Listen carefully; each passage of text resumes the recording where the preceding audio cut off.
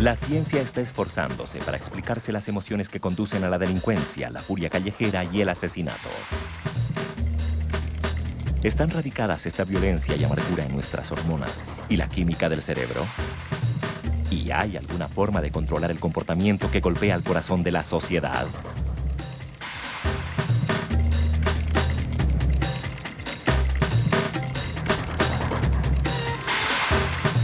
La ciencia del odio.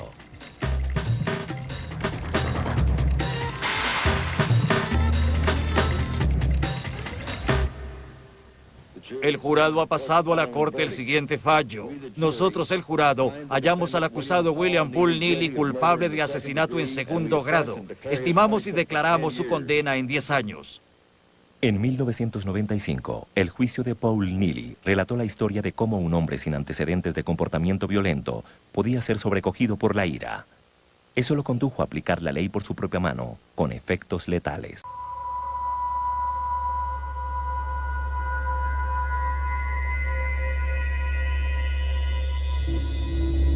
El crimen de Neely fue provocado por una terrible historia que escuchó de esta joven mujer, su hija Charlie. Ella le contó que 4 años atrás, cuando apenas tenía 12 años, había sido violada por un hombre a quien él conocía muy bien.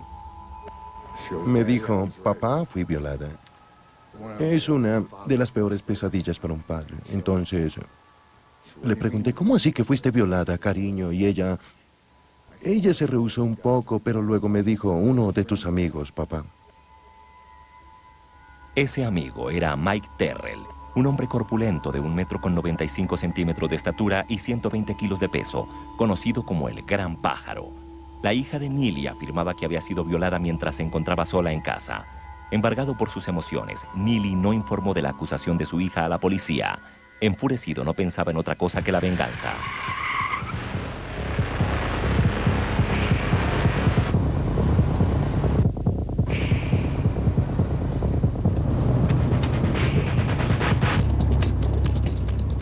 Veía todo rojo. Solo pensaba en una cosa, en nada más. El resto no me importaba. Me sentía como en un limbo, algo así. Le estaba gritando a mi madrastra que yo había sido violada. Hablaba de la necesidad de llamar a Gran Pájaro y hablarle. Iba a conversar con él y averiguar por qué había hecho lo que había hecho. Paul Neely había enloquecido. Estaba cerrado a cualquier solución diferente a la venganza violenta. Dentro de mí sabía que él era un hombre muerto. Mi padre no escuchaba a nadie, no escuchó a ninguno. Fue como si estuviera sordo. En ese momento no escuchaba nada, no entendía de nada diferente a lo que estaba haciendo. Ver rojo es una descripción común de la furia, pero no es un término científico. De hecho, uno de los efectos más comunes de la furia extrema es la pérdida del sentido del tiempo. Las personas no pueden escuchar. Sus sentidos se distorsionan. Muchos dicen que no pueden recordar qué sucedió cuando estaban en ese estado. Recuerdo haber subido al auto. Siento que estoy en ese limbo, por así decirlo. Recuerdo estar reunido con él. No recuerdo cómo llegué hasta allá. Nada, en absoluto. Estaba como atontado, como aturdido.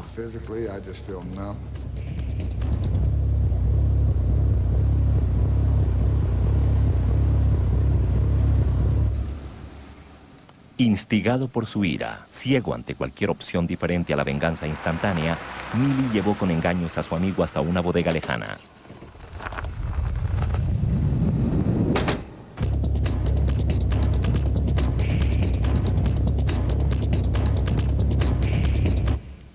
Y le dije, Mike, tienes que pedir perdón ahora mismo por lo que le hiciste a mi hija. Y luego yo voy a pedir perdón por lo que voy a hacerte. Salió corriendo y empecé a vaciar la pistola en él. Apaciguado, mi mente continuaba bloqueada. Serenamente le di la vuelta al auto. Estaba tendido allí. Sabía que le había disparado 4 veces, que estaba herido y que tenía dificultad para respirar. Dije, no quiero que continúe allí tirado, sufriendo, y le descargué la pistola en la cabeza.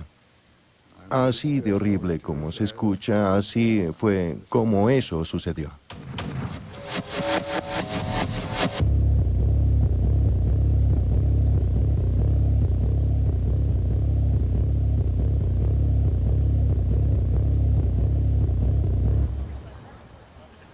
Al día siguiente, la policía inició la búsqueda del asesino, pero fue suspendida cuando Neely decidió entregarse. Tiene derecho a guardar silencio. Cualquier cosa que diga puede y será usada en su contra en la corte. Cuando confesó su crimen, pensó que quizás le darían la silla eléctrica, que sería el fin de su vida o le darían prisión perpetua. Que yo supiera, nunca había hecho nada violento en su vida. Entonces, ¿qué incita a un hombre sin un historial violento a tomarse la ley en sus manos, a vengar un crimen con otro de esa manera tan mortífera? ¿Puede la furia llevarnos a los límites de la razón y enloquecernos?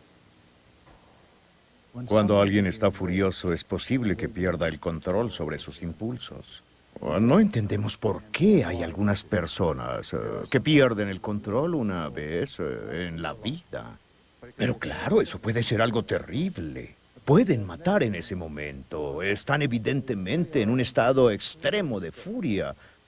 Entonces, ¿por qué en ese momento unas personas actúan con severa violencia y otras no lo hacen? Aún no lo sabemos.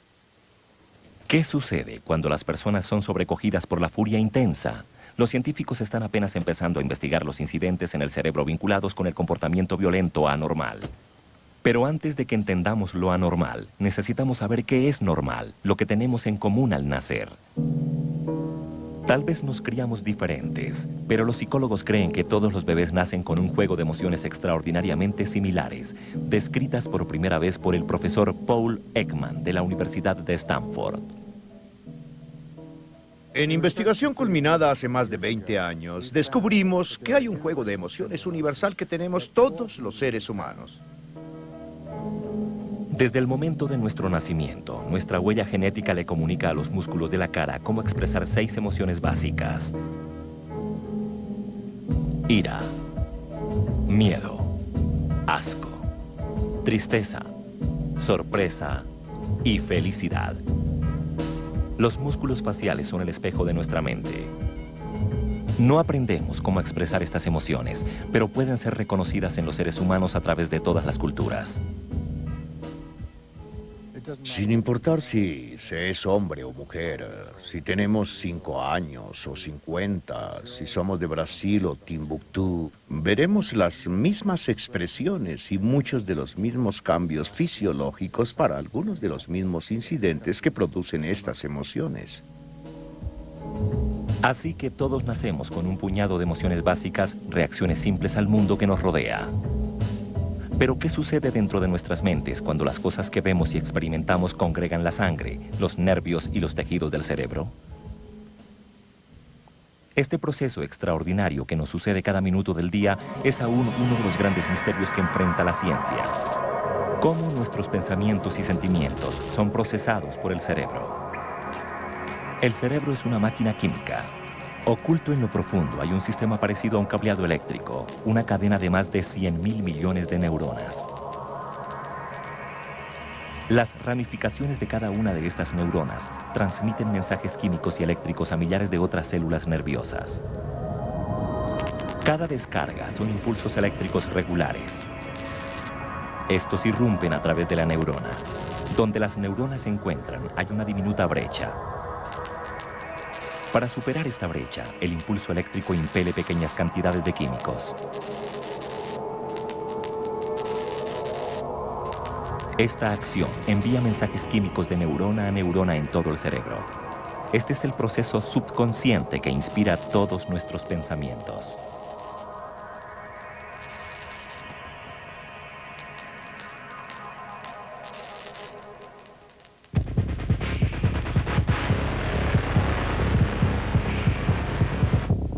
Durante momentos de emoción, las reacciones químicas en el cerebro conducen a reacciones físicas en el cuerpo.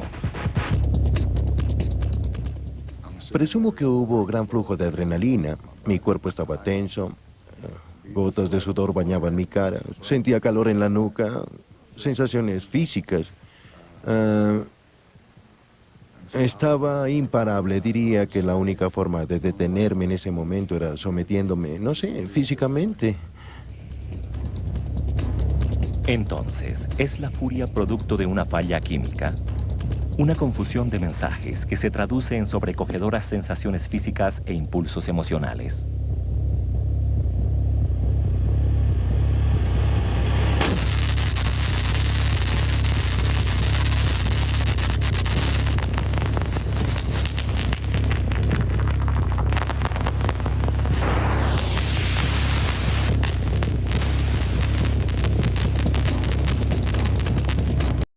Por tomar la ley en sus manos, Paul Neely fue acusado de asesinato en segundo grado, pero una corte compasiva le aplicó la sentencia mínima. Actualmente purga 10 años en la penitenciaría estatal de Missouri.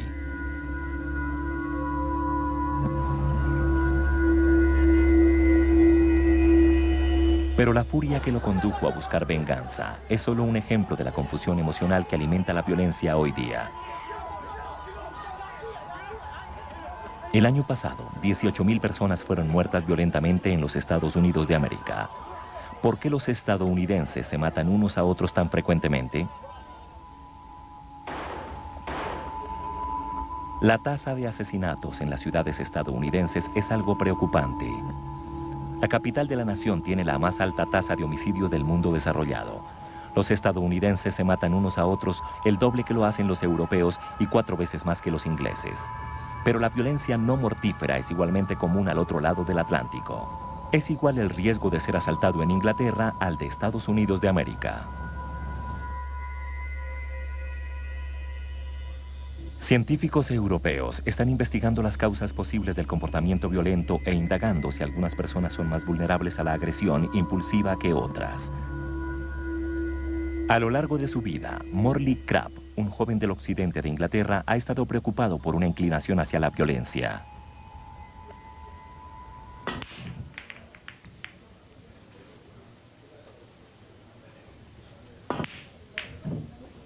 La mayoría de las veces, Morley es sociable y amistoso, pero a menudo se involucra en peleas y regularmente sale peor librado que sus adversarios. Golpea a alguien. Lo golpeé tan fuerte que se constriñeron mis nudillos aquí.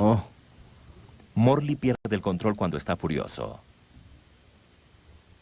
Cuando estoy furioso veo rojo, no entiendo de nada. Sí. Solo veo rojo y no entiendo a las personas, no las puedo escuchar. No siento dolor ni nada, así que le pegué muy fuerte, pero eso constriñó mis nudillos aquí arriba.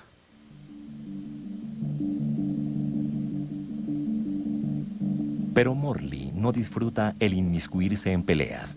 Para intentar controlar su agresión, a menudo la vuelve contra sí mismo. Me he hecho algunas cosas cuando he estado furioso. Hasta vine aquí una vez y me colgué. La policía vino y me descolgó. De no haber sido por ellos, yo no estaría sentado aquí contando esta historia. Las cicatrices en el cuerpo de Morley testifican su automutilación y varios intentos de suicidio. Me he hecho cortaduras en el pasado, me he herido aquí en el pecho con una botella y la he roto dentro de mí. No caí en cuenta durante unos 3 días que el pedazo de vidrio estaba incrustado en mi pecho, de esta forma, hacia abajo, porque estaba apuntando a mi corazón. Hay mucha discusión sobre si ese comportamiento violento está enraizado en la química corporal, en nuestra composición genética o en nuestro ambiente, y la forma como somos criados, y no hay una respuesta única en el horizonte. Como el comportamiento impulsivo de Morley parece muy claramente estar fuera de su control, los científicos desean saber si jóvenes como él tienen algo diferente en su química corporal que hace que se comporten de esta manera.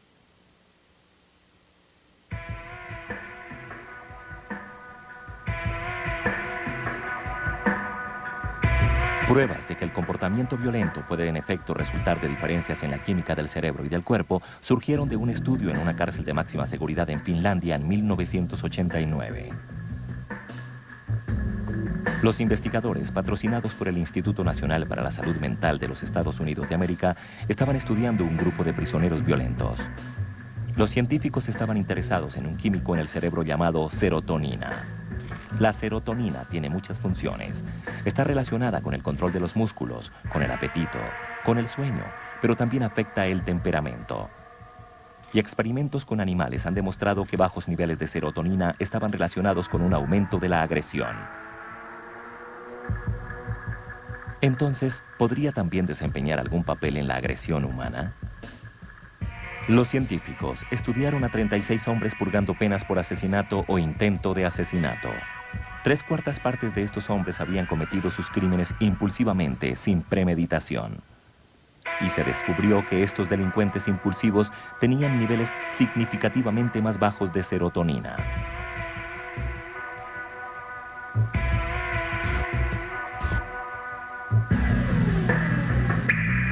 Los niveles de serotonina más bajos de todos se hallaron en hombres que no solo habían matado a alguien, sino que habían sufrido también de impulsos suicidas. Así, ¿cuánto podría la serotonina influir en el comportamiento? La serotonina es un neurotransmisor, uno de los químicos que induce a las células cerebrales a comunicarse unas con otras. La serotonina se acumula en los receptores de la célula, y cuando hay suficiente químico presente, la célula nerviosa disparará. Los bajos niveles de serotonina podrían reducir la eficiencia del cerebro, perjudicando las funciones de niveles más altos que nos ayudan a controlar los instintos y las emociones. El vínculo con el comportamiento criminal fue reforzado por otro estudio de prisioneros finlandeses que habían salido libres. Los científicos pronosticaron que aquellos que tenían los niveles más bajos de serotonina eran mucho más propensos a reincidir. Y acertaron en el 85% de los casos. Para David Nielsen, un biólogo molecular que trabaja para el Instituto Nacional de la Salud, la investigación finlandesa fue un gran descubrimiento. Es sorprendente porque uno está demostrando que un proceso químico básico en el cerebro tiene la posibilidad de estar relacionado con un comportamiento. Nielsen cayó en cuenta de que la investigación finlandesa había suscitado preguntas fundamentales sobre el papel desempeñado por la biología en el comportamiento violento. Sabíamos que los bajos niveles de serotonina estaban relacionados con esos comportamientos, pero la pregunta era, ¿es causado esto por algo que aconteció en nuestras vidas, por el ambiente, o la gente nació de esta forma? Las sugerencias científicas fueron desmesuradas. ¿Podía el comportamiento violento impulsivo ser producido por una característica heredada? Con la certeza de que los prisioneros impulsivos eran biológicamente diferentes, Nielsen volvió a estudiarlos de nuevo. Tardó 8 años, pero descubrió lo que estaba buscando. El 60% de los prisioneros impulsivos tenían un carácter diferente en su código genético. Fue la primera muestra científica para sugerir un vínculo entre la violencia y un gen. Nielsen concluyó que desde el día en que nacieron, los cerebros de estos hombres podían solo producir una pequeña cantidad de serotonina. Estaba emocionado. Era un gran resultado.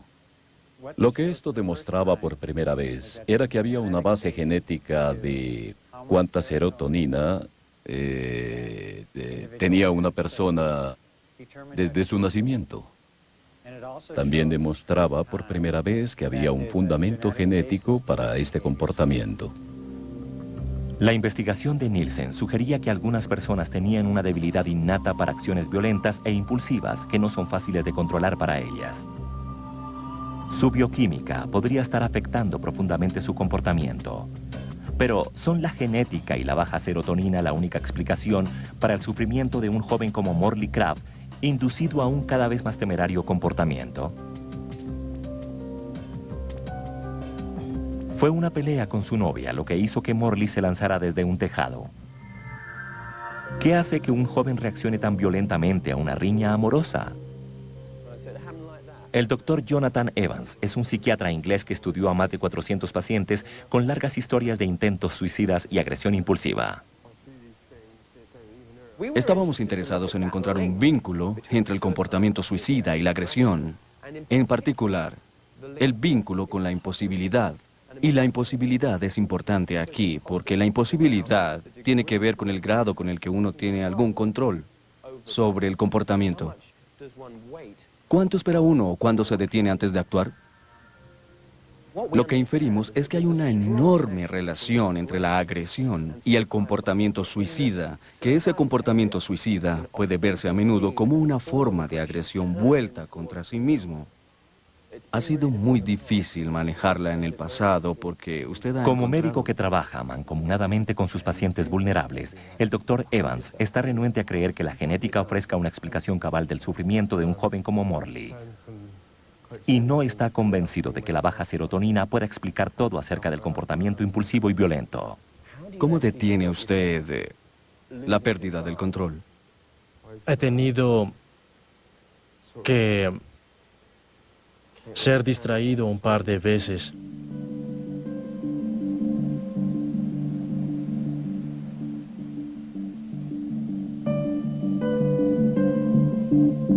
Cordones de ADN.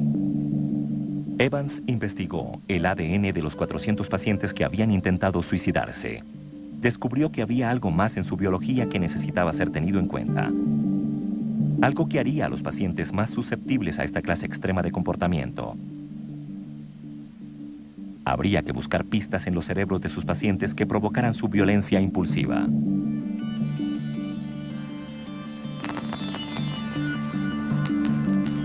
El Dr. Jonathan Evans ha descubierto que muchos de sus pacientes tenían niveles normales de serotonina en sus cerebros, pero algunos de sus receptores cerebrales, las terminales nerviosas que atrapan este importante mensajero químico, no estaban funcionando bien. Así que las células cerebrales estaban disparando erráticamente.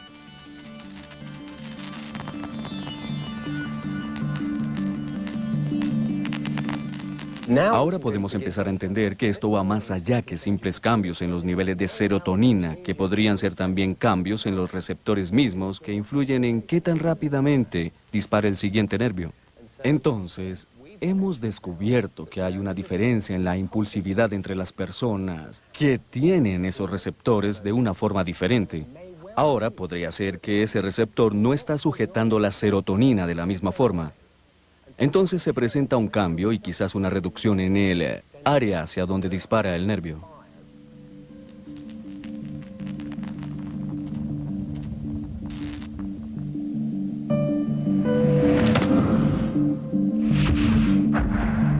Igual que el papel desempeñado por la serotonina, hay otra gran pregunta sobre el comportamiento destructivo impulsivo. ¿Por qué los hombres lo evidencian más que las mujeres? Los hombres no solo cometen el 90% de los crímenes violentos de todo el mundo, también son 3 veces más propensos que las mujeres a cometer suicidio. ¿Qué elementos en la composición masculina hacen que se comporten así? Violentos entre adolescentes masculinos han aumentado casi un 50% en los últimos 10 años. ¿Cuántos de estos se deben a las hormonas y cuántos al ambiente en que nos criamos? Pienso que son malas circunstancias. Tiene que ver también con la clase de ambiente, las experiencias que tenemos. Nacemos con un cuadro genético, pero lo llevamos por el mundo y lo que nos sucede es lo que determina la clase de persona en que nos convertimos, la clase de cosas que hacemos y la clase de problemas en que nos metemos. Entonces, ¿puede ser controlado el comportamiento violento impulsivo y debiéramos poner más atención a lo que éste hace a sus víctimas? En 1989, el asesinato de una famosa joven actriz provocó la indignación pública en todos los Estados Unidos de América. Rebecca Schaeffer, de 21 años, había sido acechada por un admirador obsesivo. Después de perseguirla, el acechador fue hasta la casa de ella en West Hollywood con una pistola y la mató cuando abrió la puerta. En el transcurso de 5 años, este asesinato originó nuevas leyes contra el acecho en casi todos los Estados Unidos de América. Pero a pesar de las leyes, la acechanza continúa. En los Estados Unidos de América, las estadísticas indican que cada año casi 1,5 millones de personas padecen la atención de un acechador. Y aun cuando los acechadores no asaltan a sus víctimas, les pueden ocasionar un perjuicio duradero, como lo descubriría la inglesa Carol Taylor. Carol odia al hombre que vivía al cruzar la calle. Michael Giannata la acechó día y noche durante 3 años. Lo odio tanto, ¿sabe? Si hubiera sido capaz, ese hombre estaría muerto, se lo aseguro, estaría muerto. El odio de Carol por su perseguidor tuvo un efecto profundo en ella. Perdió peso, no podía dormir y cayó en una profunda depresión. El odio es algo que uno puede sentir durante mucho tiempo.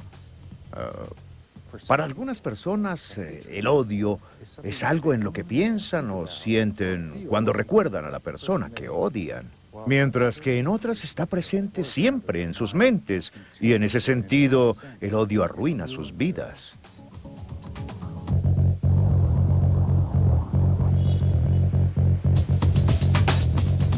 La historia de Carol empezó en 1997 en una tranquila calle de Preston, al norte de Inglaterra. Estas imágenes de video muestran al hombre merodeando fuera de la casa de ella.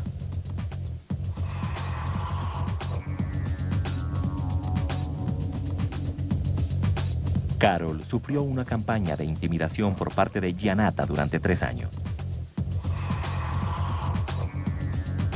El acechador era listo, nunca dejó una evidencia acusadora, pero su presencia continua era suficiente para alterarla. Ese hombre me producía escalofríos. Si lo conociera, sabría de qué estoy hablando. Era muy extraño. El 11 de mayo, el diario de Carol describe cómo la observaba desde la puerta de su casa cuando ella llegó de hacer compras. Ella se dirigió rápidamente hacia la puerta, entonces él la siguió. La llamó justo cuando estaba abriendo la puerta. Le dijo, «Le sorprendería lo que sé de usted».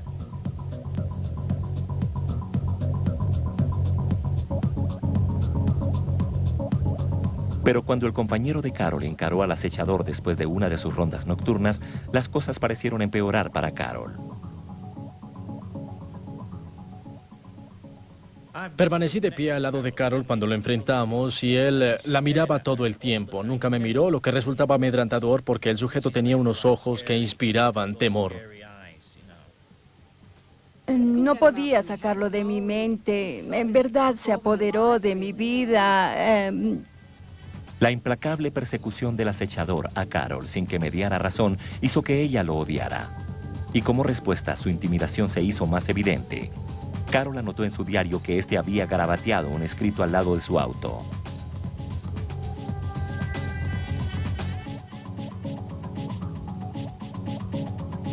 Entonces, una tarde, la intimidación se convirtió en una amenaza de muerte. En pánico, Carol llamó a la policía nuevamente, pero para gran frustración ella no pudo probar nada. La persistencia del acechador continuó. Creo que una vez sucedido el incidente del arma, tuve más miedo de él. Pensaba en eso cuando salía del auto, en todas esas noches, y sentía miedo al estar sola.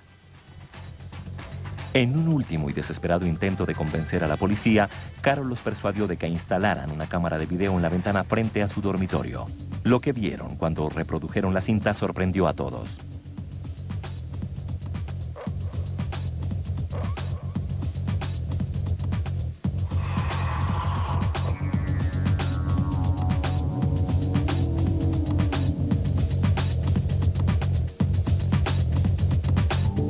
El comportamiento del acechador era repetitivo y metódico. Durante 12 de las 14 noches de grabaciones de video, el hombre podía ser visto acechando sistemáticamente la casa de Carol y merodeando el auto de ella antes de finalmente entrar en este.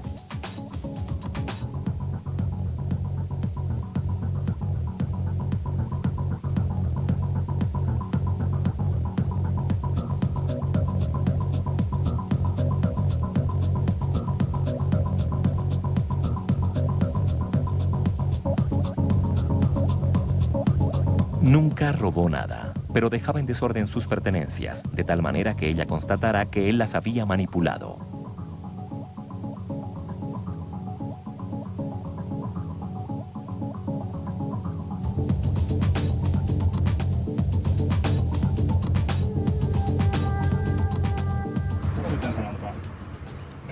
Armada con la prueba en video, la policía arrestó a Giannatta y lo grabó con una cámara. Creo que está aquí. Aquí vamos. Le anuncio, señor, que está siendo arrestado por sospecha de 3 robos en un vehículo automotor. No tiene que decir nada, pero podría perjudicar su defensa cuando se le pregunte frente a la corte. Cualquier cosa que diga puede ser usada como prueba, ¿entiende eso? ¿Lo entiende? Sí. Finalmente, fue sentenciado a 1 año en un hospital mental de seguridad para tratamiento psicológico. Carol quedó confundida y perturbada. Alberga un odio intenso por el hombre que la persiguió. El odio es una emoción realmente fuerte. No es una emoción con la que nacemos. Es creada por situaciones en las que hemos estado en repetidas ocasiones, en una mezcla absoluta de miedo y completa ansiedad. Es diferente a las otras emociones y es algo que no nos gusta admitir. 6 meses después del arresto del acechador, Carol asintió tomar parte en un experimento científico. Su cuerpo sería cableado para probar sus respuestas mientras sentada veía reproducir el video del hombre que la había atormentado.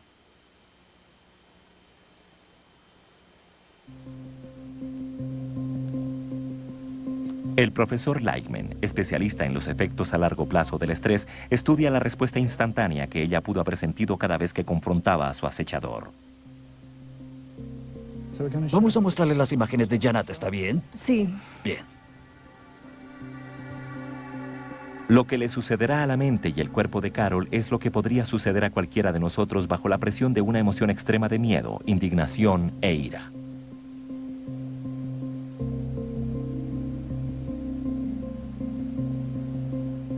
Cuando Carol es confrontada nuevamente con las imágenes de su acechador, el ritmo de su corazón se acelera.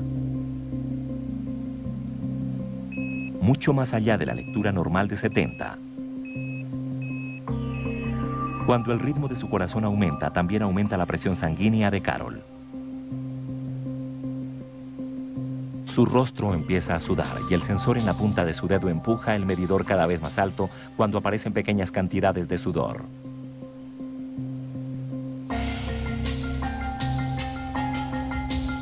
Su estado emocional hace que se contraigan los músculos de su rostro. Los pensamientos en su cerebro hacen que por su cuerpo fluyan mensajes químicos y eléctricos.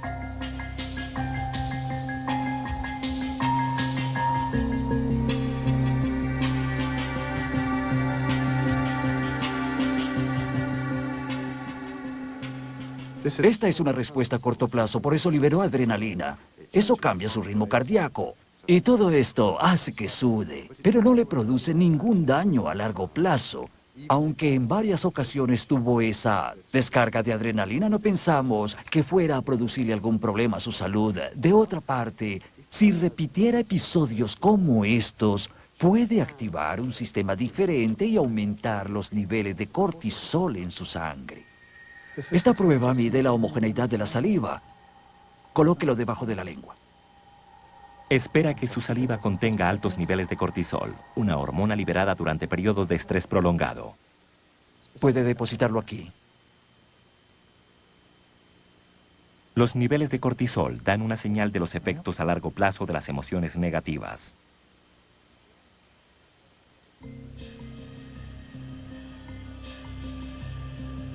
Durante los 3 años de odiar al acechador, el cerebro de Carol habría enviado una serie de señales continuas a su cuerpo. Una parte de su cerebro llamado el hipotálamo habría enviado mensajes químicos a su glándula pituitaria, que libera cortisol a su flujo sanguíneo. En la sangre hay glóbulos blancos o leucocitos, parte del sistema de defensa del cuerpo contra las enfermedades. Los altos niveles de cortisol vistos aquí en amarillo dañarán los glóbulos blancos.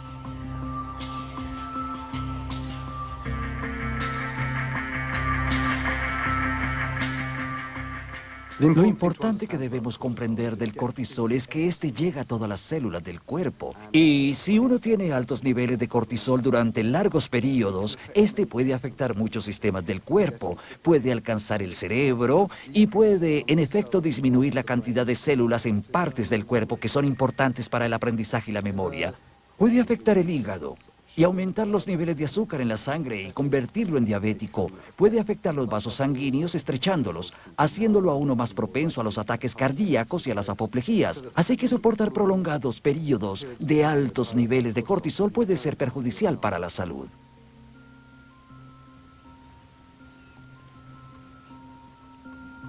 Pero, ¿es su reacción inevitable? ¿Se puede hacer algo para contrarrestarlo?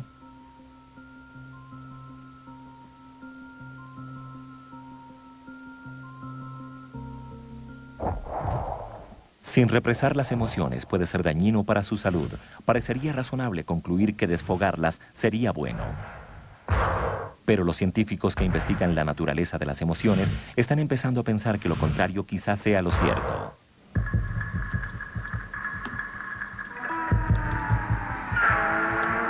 Ryan está muy enfadado. También Karina. Los sentimientos de Amy están heridos. También los de Aaron, pero no están tan hartos como Ryan o Karina.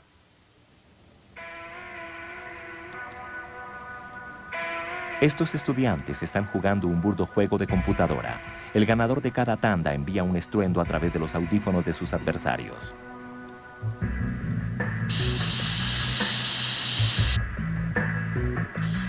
Los enojados estudiantes torturan jubilosamente a sus adversarios con el máximo nivel y duración del sonido. Pero, ¿por qué lo hacen? Regresemos 30 minutos en el tiempo. Usando a estos estudiantes, el profesor de psicología, Brad Bushman, ha estado probando la vieja teoría que uno no debe represar su ira, debe desfogarla. Esta teoría, aunque suene magnífica, es absolutamente falsa. No hay una sola prueba científica que avale todo lo que se dice. El doctor Bushman fundamenta su opinión en un experimento que involucró a 700 estudiantes de la Universidad Estatal de Iowa. Deliberadamente se dispuso a ponerlos a todos furiosos. Aparejados pero separados en pequeñas habitaciones, se pidió a los estudiantes que escribieran un ensayo corto sobre un tema controvertido. Cada uno fue invitado a leer el ensayo de su compañero y escribir comentarios sobre este. Lo que no sabían era que Bushman iba a engañarlos. Recogió sus ensayos y les pasó unos que él había escrito, los cuales eran supremamente reaccionarios. Se esfuerzan por ser corteses cuando hacen sus comentarios, pero Bushman también cambia estos papeles. Los comentarios que él ha escrito son muy irrespetuosos. Y cuando los leen, su ira aumenta. En el experimento se pidió a 350 de los estudiantes que desfogaran su ira en un saco de arena. La otra mitad permaneció sentada tensa, jugueteando con sus dedos mientras esperaban sosegadamente. Y aquí es donde viene la tortura. Después de desfogarse o esperar sosegadamente, regresaron a sus computadoras y empezaron a jugar.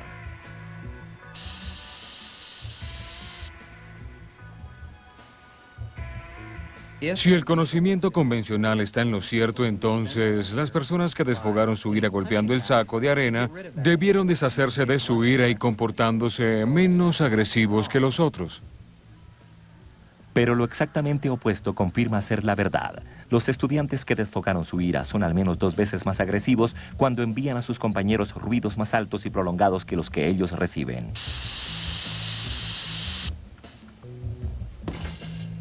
Y los resultados son también diferentes entre los hombres y las mujeres. Los hombres resultan más agresivos que las mujeres en este juego competitivo.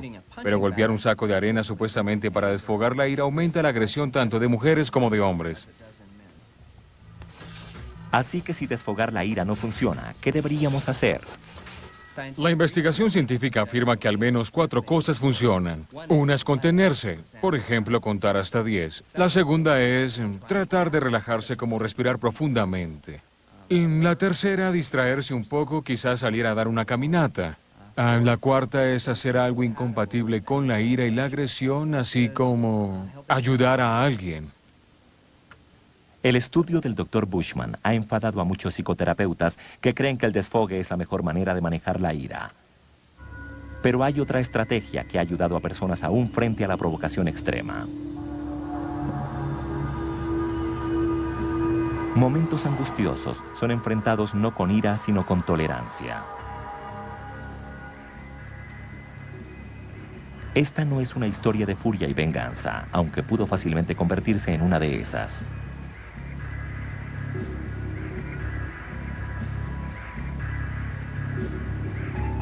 Sucedió el 19 de septiembre de 1991. Un hombre conducía a través de un pequeño poblado del estado de Nueva York. Lo que le sucedería después desolaría la vida de una pequeña.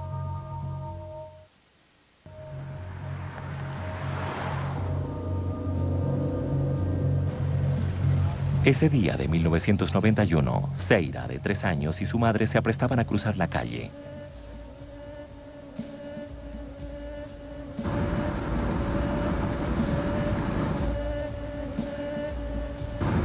Las luces del semáforo empezaron a cambiar. De verde pasó a amarillo, pero un auto que se aproximaba siguió avanzando estando ya el semáforo en rojo.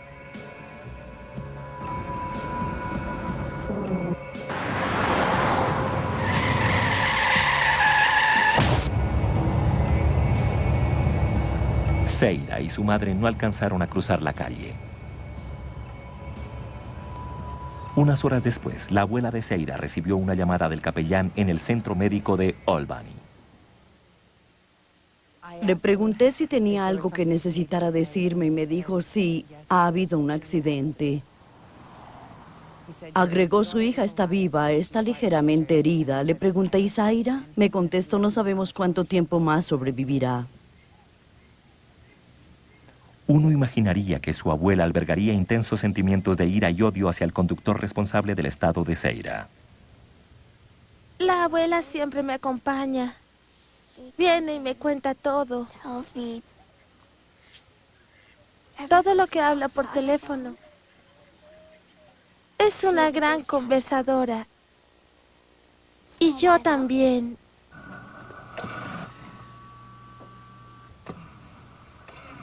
Mientras la abuela de Seira esperaba en el hospital después del accidente, algo extraordinario sucedió cuando un desconocido se le acercó. Me dijo, soy el que la atropelló. Eso me dejó sin aliento. Inmediatamente pensé en el coraje que debió necesitar ese hombre para acercárseme y hablarme. Si yo hubiera hecho eso a alguien, no sé cómo me las habría arreglado. Me encontraba frente a él, me levanté de mi silla, lo estreché entre mis brazos y luego le dije, por supuesto que lo perdono. Pero este extraordinario acto de perdón sería puesto severamente en prueba. En las horas posteriores, Alice supo la verdad sobre el accidente. El conductor había estado acelerando. Sobrepasando la luz amarilla, atropelló a Seira y a su madre. Luego había golpeado nuevamente a Seira en un intento de huir del sitio del accidente. Cuando supe qué era lo que había pasado realmente y sentí que no era digno de ese perdón, sentí como si me hubiera usado, abusado de mí y me hubiera violado. Sentí asco de haber tocado a ese hombre, que había demostrado desprecio por la vida humana. Entonces Alice tuvo que hacer una elección y nuevamente eligió perdonar. Había otras opciones. Y pude haber elegido la amargura, la ira, el odio, la sed de venganza. O podía elegir la opción de perdonar del todo y mantenerme renovando ese perdón, así no odiaría ni me amargaría. Y le daría a ella una vida y elegí darle vida a esa niña. La madre de Seira sobrevivió al accidente, pero sabía que su hija necesitaría cuidado las 24 horas del día durante el resto de su vida. Como enfermera entrenada, Alice ha dedicado su vida al cuidado de su nieta. Su historia tal vez no nos diga mucho sobre la ciencia de la furia y la venganza, pero se acerca más que la ciencia para ofrecer una solución a la desdicha que éstas producen. Hasta Paul Neely, quien se vengó mortíferamente del hombre acusado de violar a su hija, cae en cuenta ahora que sus acciones causaron más daño que bien.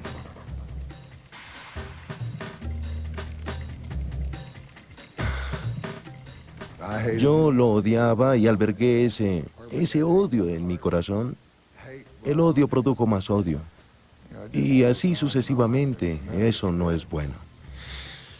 La ciencia está empezando a descubrir lo que sucede en el cuerpo cuando las emociones nos convierten en sus víctimas. El desequilibrio bioquímico que induce a un joven a la violencia y la automutilación. El peligro para la salud mental y física de albergar odio.